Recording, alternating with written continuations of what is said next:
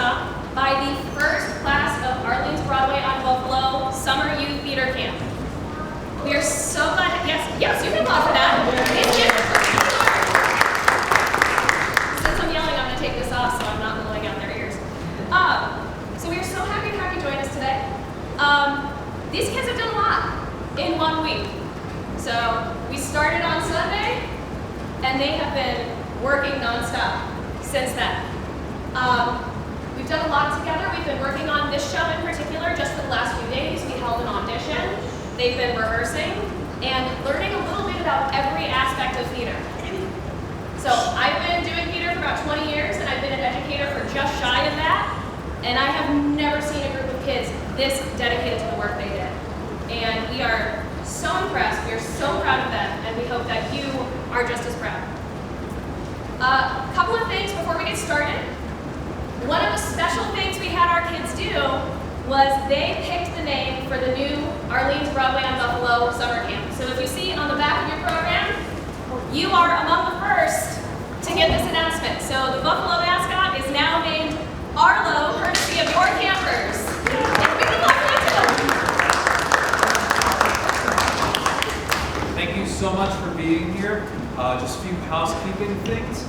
Please just make sure your cell phones are turned off or on silent, just because they will probably distract your actors a little bit, but that's quite all right. If you are going to take photographs, please do take some pictures of your kiddos. We just ask that you don't have flash along with that.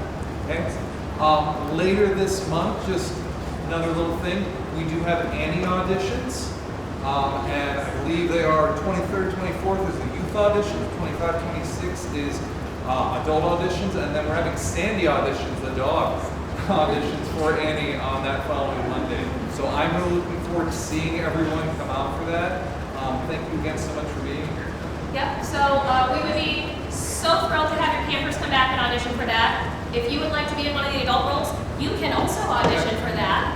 And then after the show today, which is going to run about 30, 40 minutes, we're going to have a little cast party with your campers. So we have snacks and we have some activities and some gifts for your campers. So if you could stick around just at least so they get their gifts. If you've got somewhere to be on a busy Saturday, we understand. But stick around a little bit so that we can have some activities with them, give them their gift. And then we will have some snacks and we can clear out here again by 2 o'clock. One thing we also wanted to make a note of for everybody. Our campers have had 3 days, 4 days? 3 days? Time isn't real. They've had about 3 days to do this show. We had our first full dress tech rehearsal this morning. So as you were waiting to come in, that's what we were finishing up. So think of this like a dress rehearsal. Okay, there's going to be a couple of spots where they might stumble a little bit. We might need to wait for somebody to get in their costume or grab a prop. Okay, they've done so much work. This is a work in progress kind of thing. We're all in the learning lab together. And this is the safest place for them to make these mistakes so that they can learn and get better for the next show. And with that, we would like to present to you, Absolutely Aesop.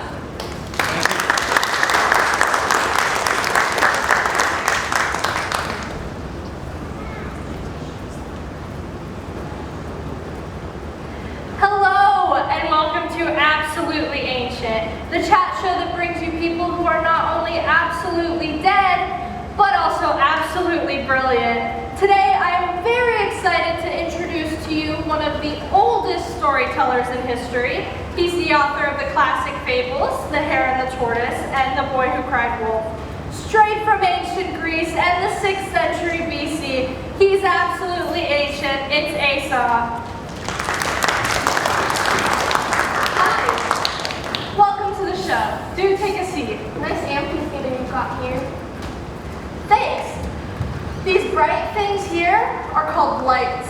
They work through electricity. It's kind of like magic. I'm not stupid, you know. Sorry.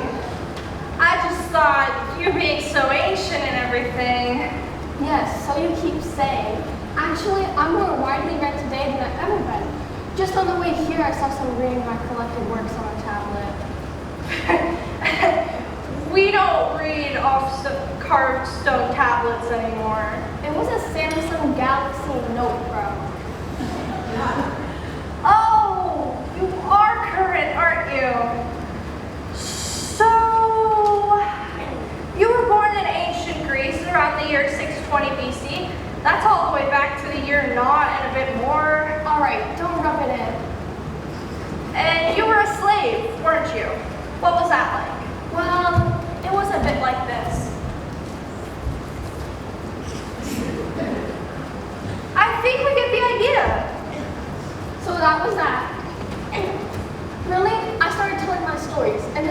popular, really popular.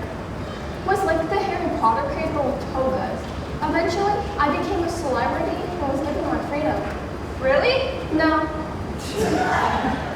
What? no, not really. No one really knows much about my life at all. Oh, but you were born in 620 BC. No, Okay, you were born at some point. no, You weren't even born? possibly not. Oh, this is ridiculous. Can we please have a real character from history next time? Please? I'm so sorry, everyone. I am a real character. I'm just not from history, possibly. Hey, Sorry, just checking you're real. look, I may or may not have existed. There's no proof, and I may or may not have written the fables. Whoa, whoa, whoa. You're telling me you didn't even write the fables? Aesop's fables? The clue's in the name, right? I might have written them. There's just no way of proving it. Stories were spoken, they're not written down, and the fake tales got passed on and changed a bit here and a bit there. You're telling me. This is pretty awkward, actually, because we had a bit of a surprise plan for you, and you basically just... Sorry, I didn't know. You might as well come in anyway.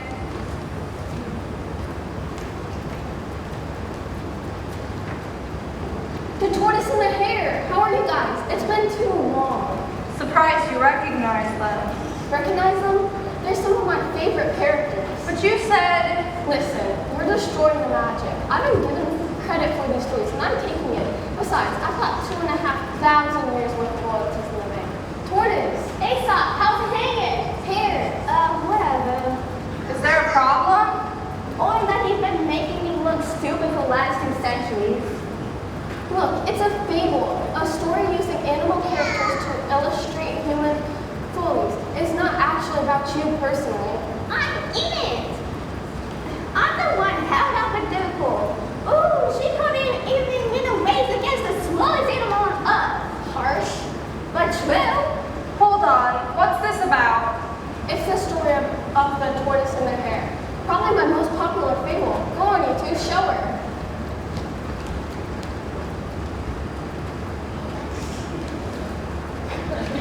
Look at your little tiny legs.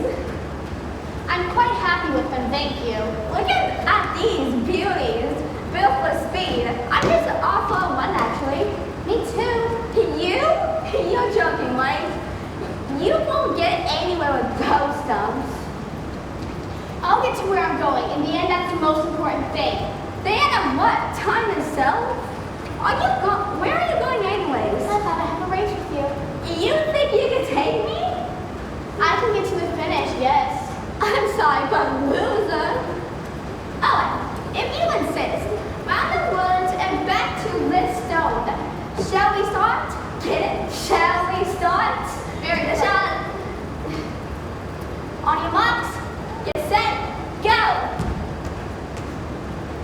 So that's how it started. I don't need to do all that running around every time, do I, Aesop? Let him carry on. He enjoys it. Gives his little legs something to do. Well, you can see, Aesop sets me up for a fall. Can't you? I'm going to look like a white banana now if I don't win. Now that's gonna happen this time. I will sprint around the last minute, whiz past him, and finish the line. Easy. So, going in on competitions here?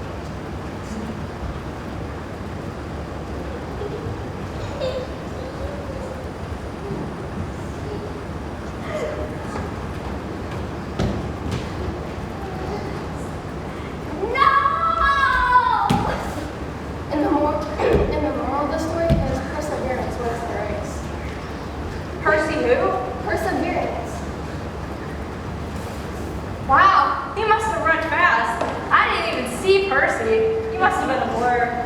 No, it's a word. Perseverance.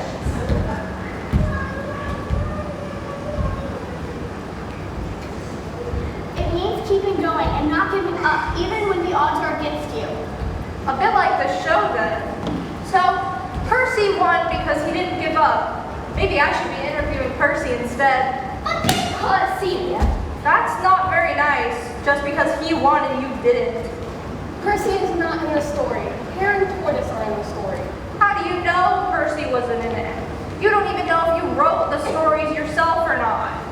Look, whether I wrote them or not, I've been telling them for 2,500 years. And in all those years, there's never been a Percy. Okay, relax. What I'm trying to explain is there's a moral in all my stories. There's a Meryl in all your stories? She's that actress, isn't she? Didn't know she could run too. Not Meryl, moral. The moral of the story, a hidden meaning that teaches you something about life. For example, in my story, the tortoise and the hare is a much better runner than me, but I beat him because I put the effort in. Thank you. Finally you met my brilliance. You only heard the first part of the sentence, didn't you? Of course I did. It was about me. And the moral of this story is that some people never learn. Come on, let's get the bus home. Nice seeing you, Aesop. So, who have you got coming on next? Aiding the other figures killed as anyone I thought of? Yes, actually. You're not the only well-known Aesop fable, you know. Shouldn't you be catching up with Tortoise? Thanks, No! I enjoyed that story. Although for me, there was one thing missing. What's that? Percy. Oh, only joking. Please don't leave. We've got some great surprise guests coming in. Now for another one of your most popular fables. Please welcome to the show, The Wind and the Sun.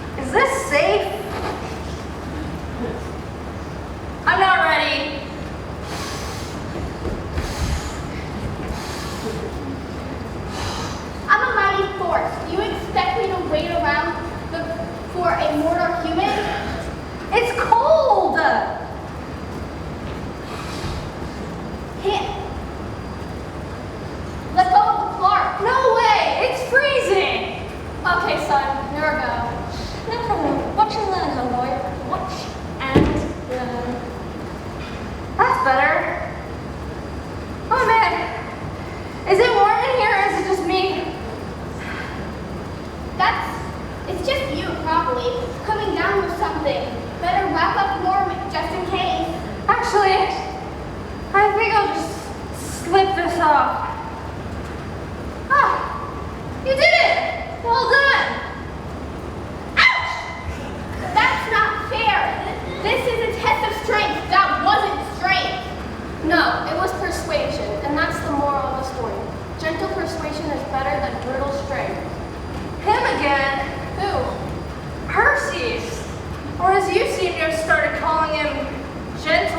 see. He's sort of a reoccurring theme, isn't he? No, he's not a theme. I still don't think that was fair.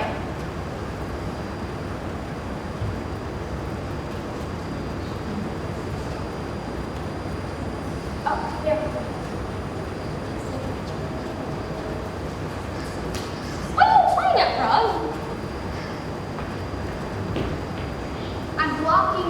I'm drifting across you and blocking you out. No way!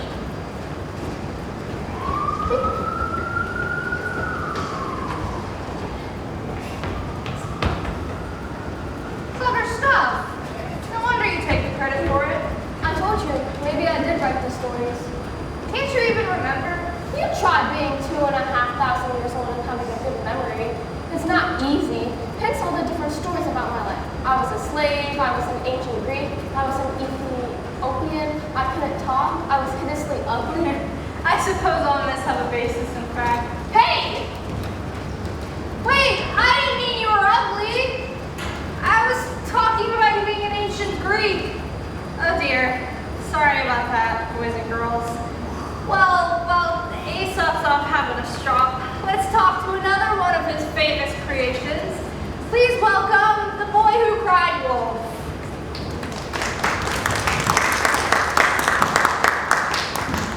All right, hello everyone. Aesop stoned off, hasn't he? Thought so.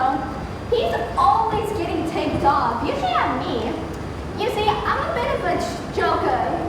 I like to win people up. Yes, I heard about that. It worked against you in the end, though, didn't it? No, well, yeah, but it was white lad. It totally wasn't. What happened was, I was minding some sheep whites, and it was hell blowing. So I thought I'd light things up by pretending there was, get this, a wolf, because wolves eat sheep's whites. So I shout, for hell. Whoa, whoa, hell, it's going to kill the sheep! Here, boy. Where is it? I'll give him some of this, I will. This is no laughing matter, boy. These sheep could be killed. Our livelihoods depend on the flock. No, you see? I was joking. There's no wolf. No wolf. No. Not even a little tiny one? You should see your faces.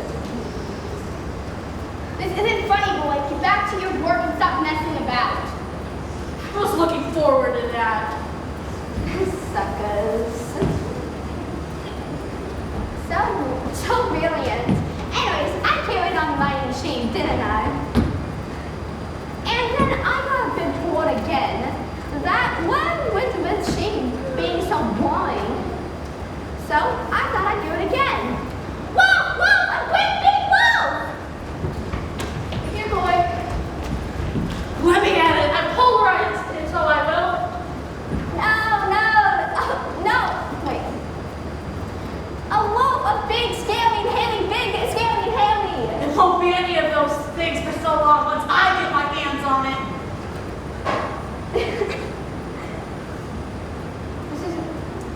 There's no wolf, is there? Got you again. That applies to us. Again? You mean I won't get to kill something after all? I didn't say that. Lighten up, mister. It's just a joke. No, it isn't to us. You better not pull this stunt again, boy. Boring. Doesn't matter. What shall I do now? I suppose I could watch the sheep and make sure there's no harm coming in. Only joking as usual. Watching sheep is for losers and people you can't sleep. I suppose I could always... No, I couldn't do that. Not another time. They'll be furious. But it will be really funny. No, I can't. Oh, Clara. Can't help it. I'm going to have to... Whoa! A wolf is getting sheep! Help! I'm not white! It's taking my egg! It's on my... Oh. Can you... Sorry, boy.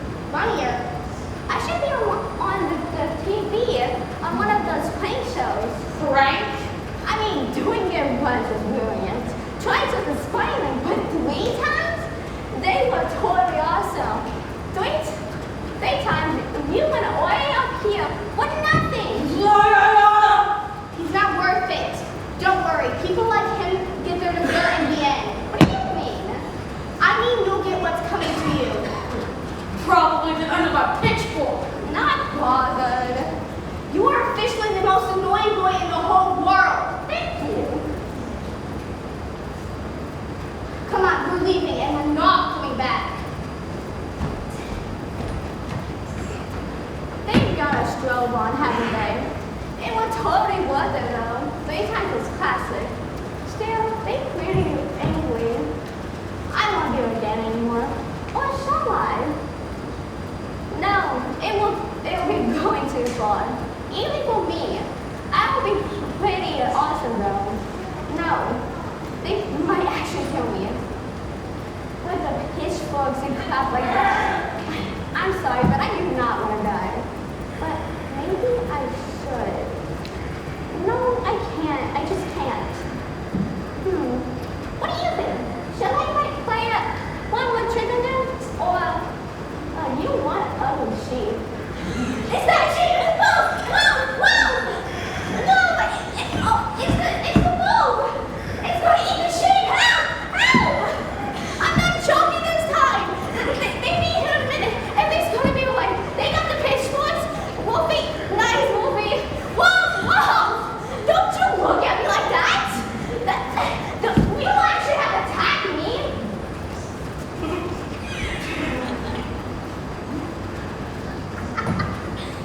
Not so funny now, is it? Yeah, well, some sheep got eaten, and I got sad. Big deal. It was a boring job anyways. Aren't you supposed to have learned a lesson or something? What's the moral of your story? Pete, some people can't say jokes. Even the good time clown. No, I'm sure that's not right.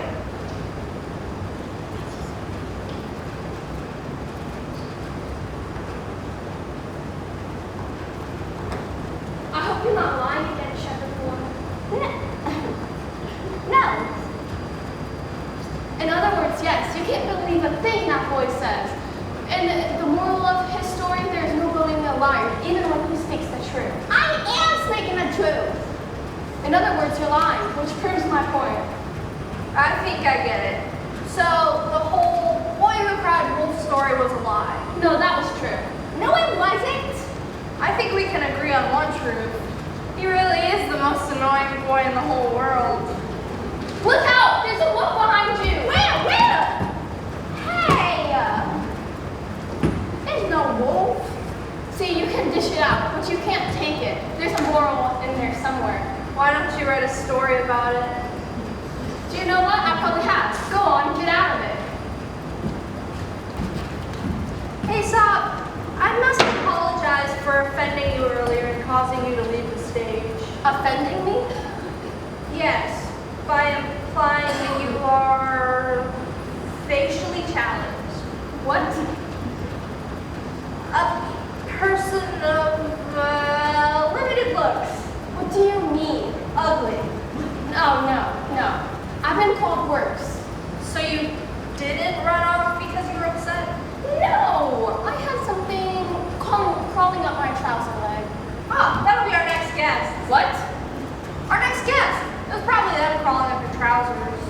Girls and boys, please welcome the ants and the grasshopper. Come in, guys. Hello, yes, it's me. Don't get excited. Autographs, stage door, after the show. Where are the ants, grasshopper? Guess they're finishing off their work. They've been at it all day. I mean, why? I just don't get the attraction. Anyway, I brought my mic, so I can start without them if you'd like. Your mic? Yeah, they call me Grass Hip Hopper, or the G-Man. I haven't decided. Anyway, I thought I could do a little number while I'm here. Let me entertain you. Interesting choice of notes. Still trying to make it then? Well, I haven't really tried yet, but then I'm one of those artists who doesn't need to practice. Listen, do, re, mi, fa, sol, la, ti, do. So it just comes naturally. So does passing wind, but you shouldn't do that in public either. Anyway, if I don't make it, it's not only my fault. I asked the ants to be my backing group, but they're always busy doing this work thing. They should be here anytime soon. There you are. Well, just one of you. Sorry, it's just me. The others are finishing up. Busy collecting food for the winter? Oh no, we already out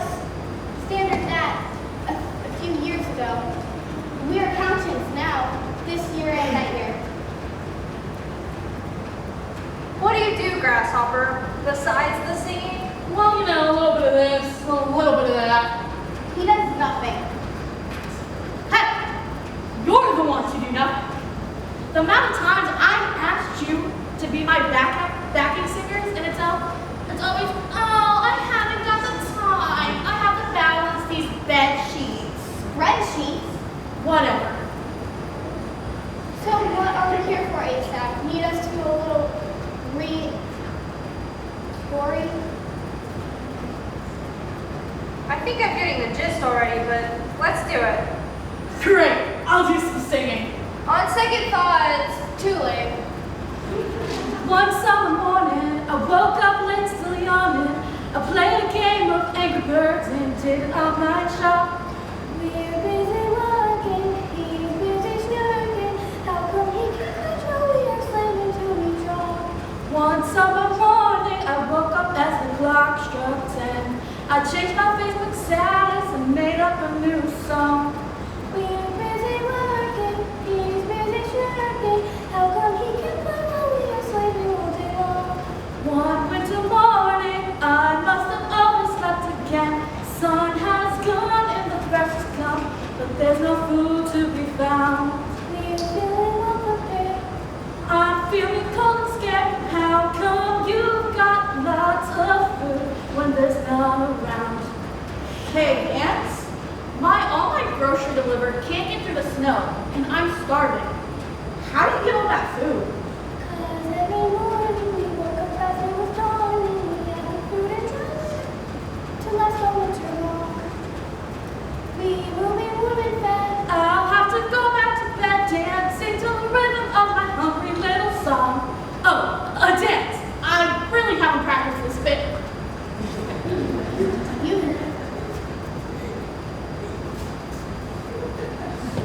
Useless. Sorry, y'all, but you've been. I have to get back to work.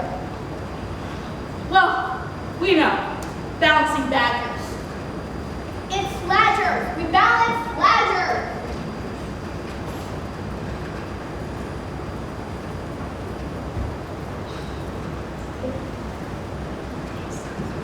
You can go as well, Grasshopper. One more song. Is there an option for one less song? You'll change your tune once I'm famous. If I change mine, will you change yours? Care to guess the moral of that one? Well, the ants were working really hard all summer, and the grasshopper, well, he was just messing about.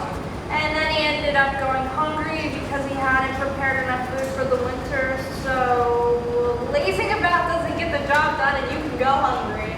Or idealness brings one. No, I like my idea better. I just have to fit Percy in there somewhere. Are we done yet? Not quite yet. I have a question that I'm sure a lot of people have been burning to ask you over the years. What's your favorite fable? I think it would have to be the fox and the goat, because I came up with a brilliant moral for that, and it's still used as a saying today. That's lucky, because we already researched the answer to that question, and we've invited the fox and the goat on as special guests. It would be a bit embarrassing if you'd chosen something else. Well, there are other fables. Everyone, please welcome the fox and the goat!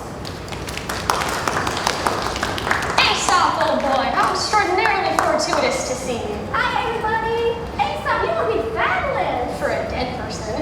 Never mind him. I'm here to tell you all about me. I'm quite the trickster in old Aesop's tales, let me tell you. Oh, he is. He got me good, Papa. What happened was I was walking along in the church, and he just fallen down a well. Excuse me. Fallen? Yes, you fallen down a well. Do you really think I would be stupid enough to fall down a well? Maybe I decided to explore it on purpose. Did you think about that? Explore a dirty grave hole in the ground full of water? I don't think so. Yes, but you don't think at all, do you? Which is how I outwitted you so very kindly. Oh, get over yourself. Anyway, I was waiting. I was walking along, and I was so thirsty. Like, I could kneel and die. Shouldn't you have to go and quench it, really? Shut up and get into your places. So, I hurried up to the well, and then there he was, Mr. Fox himself. Ooh, hello, how's the water down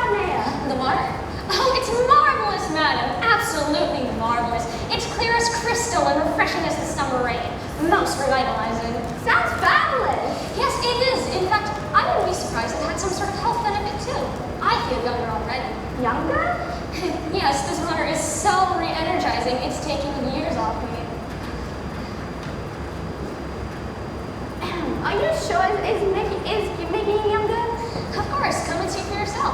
I can't. It's too dark and deep. Well, then jump down here and have a look. All right. What do you think? I can't see. It's too dark and deep. You do surprise me. And now I'm trapped down here. Well, so am I, madam, but luckily, I have a plan. Oh, you're so clever. I never have plans. Luckily for me. So, how are you going to get us out of here? Well, if you stand on your hind legs against the side, I can climb over you and use your lovely strong dog horns to pull me out. I'll be free! And you'll pull me out, right? I'll be free! Well, what are we waiting for? Ah, sweet freedom, most refreshing after all. Just having a drink on down here. And then you can pull me out. That's better. Okay, I'm done. Mr. Fox, Mr. Fox, where are you? Here, madam. Oh, I thought you stopped for a minute. You're going to leave me in here. Oh, I am. What? Why? Well, because you deserve it, really. You threw yourself into danger without thinking about how you were going to get out, and now you're stuck down there forever. And the moral of this story is look before you leap. I love that. Wait, you're not just going to leave her down there in that well forever, are you? What do you think I am, an animal? Of course not, just a few weeks. Weeks? Oh, well, days then. Days? Hours? Get her out of there now. Fine. Perhaps a meal at my favorite restaurant, to apologize. Oh, that would be lovely. Bye, everyone. We'll make you pay, you know. Wait, what? I just said yes. You should have looked before you left. Then shouldn't you? Oh, that phrase works so well. Talking about paying for things. How much am I going to get paid for this interview? How much? Yeah, how much? You know. Aesop, this is a small show we're running in Conneaut. We can't afford to pay you. When I told stories for the people of Samos, they gave me my freedom and an important job as emissary. Yes, but when you went to Delphi and told stories there, they didn't give you anything, did they? No. In fact, they took something away from you, didn't they? Yes. Tell us what happened. I told you before, all that stuff about me is made up. Even I made up. Then you won't need paying, will you? All right, then. This is what it was supposed to have happened.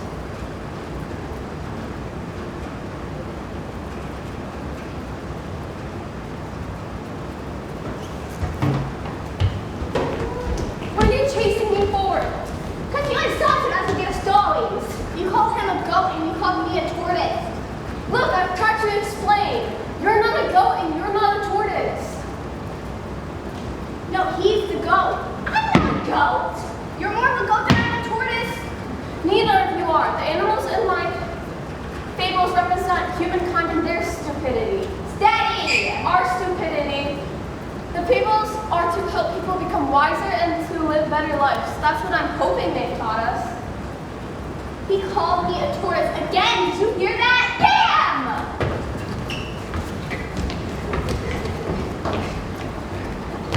Sorry, but you're going to have to stop chasing me. We've come to the edge of a cliff.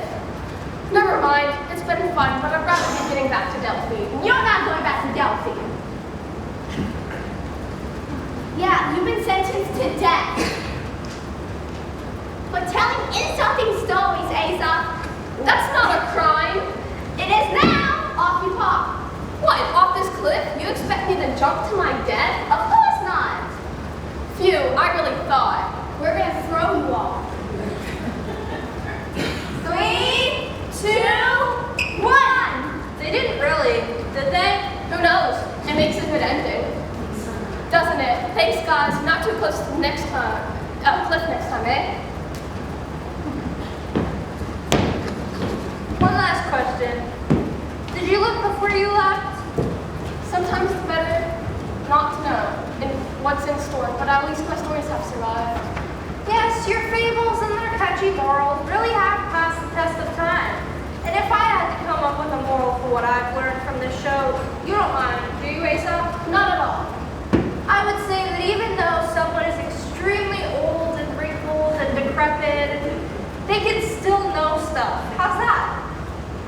I would have said experience brings wisdom. Love it. Please don't ever try writing anything yourself, will you? No? Actually, it's been fun reliving the old days. Glad to hear it. Give my regards to Percy, won't you? Who? Perseverance, the winner of the race. Oh, and Meryl, she's in all your stories, isn't she, Anne? Boys and girls, he put the story into history. He put the ancient into ancient Greek. He put a goat in a well. He's absolutely ancient. A big round of applause for Aesop.